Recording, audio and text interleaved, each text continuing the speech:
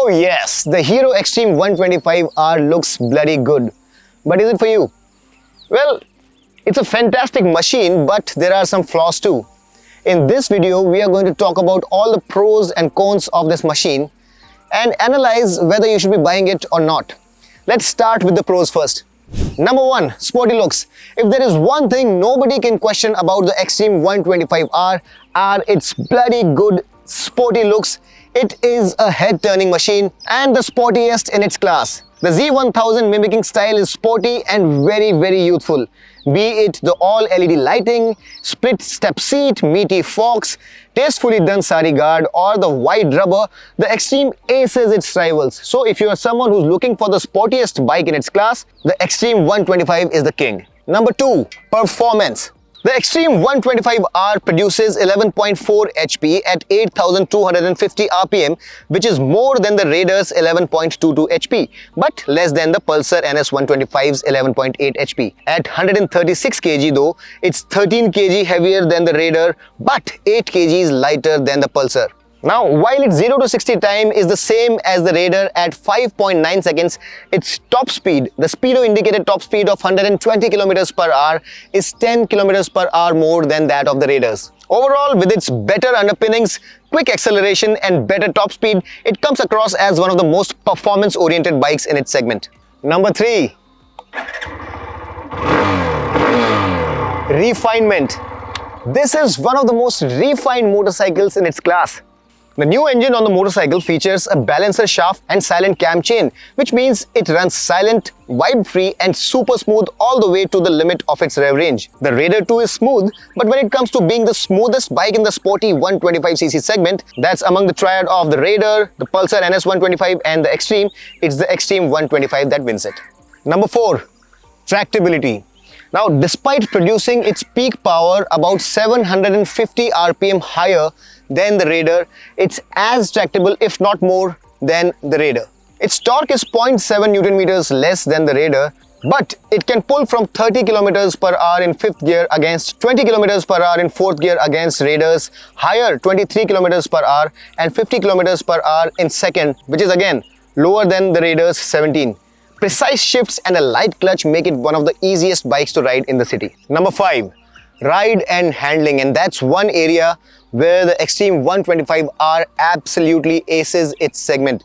It gets the meatiest front forks, it gets the biggest front discs in the ABS variant, and it also gets the widest rubber up front and at the rear, making it the finest handling motorcycle in its class. As we realized during our track test and on the road as well, it feels like a 160cc motorcycle, not a 125, and it's the best suited machine for corner carving among all its peers. The Raider feels soft and comfortable, but the Xtreme is the weapon of choice if you wish to go cornering. Number 6, the price.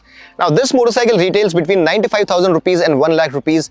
The Raider's top variant is 1,03,000 rupees, which is 3,000 rupees more. Now, while the Raider makes up for the extra price with its extra tech and features, but in terms of sheer value, this one is the most economical of the lot, and the Pulsar NS125 is the most expensive of the 3 motorcycles. So, in terms of value, in terms of price, this is the least expensive of the triad. Now, while the Xtreme 125R has some very strong pros, there are some areas where this is not the best choice of the triad, and let's have a look at those as well.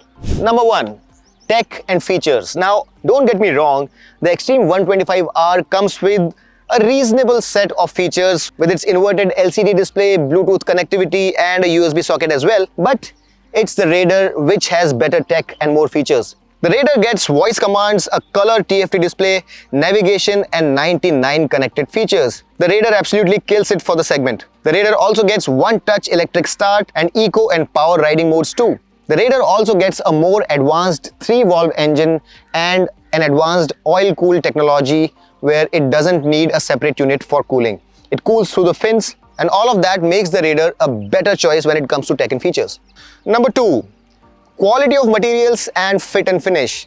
Now, the Xtreme 125R looks very beautiful, but when it comes to the quality of materials, which is the plastic parts, their finish, the switchgear, the paint quality, etc., I personally believe the Raider has an edge. Number 3, practicality and utility spaces. Now, the Xtreme 125R gets a slightly sporty riding position.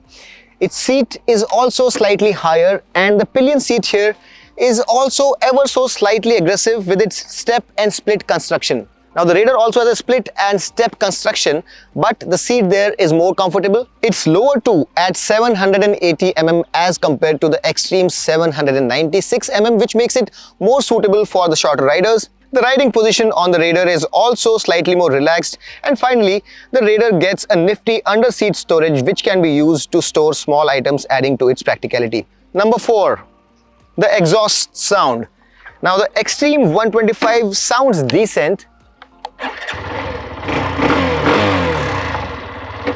It's not a bad sounding motorcycle at all for a 125cc, but the Raider's exhaust is slightly more bassy, it's slightly more punchy, and if you compare the two, the Raider's exhaust comes on top. Now, it's not a feature that is very relevant for this segment, but if you're looking to compare, then the Raider's exhaust aces the segment. All in all, the Xtreme looks sportier, more youthful, has better usable performance and better handling.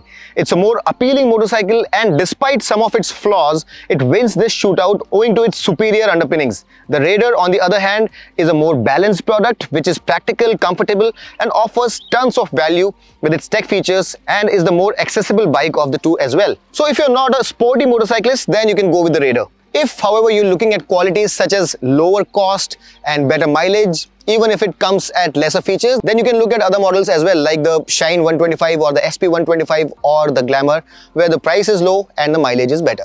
Now these were quick pointers about what are the pros and cons of this motorcycle, what are its high and low points as compared to primarily the Raider.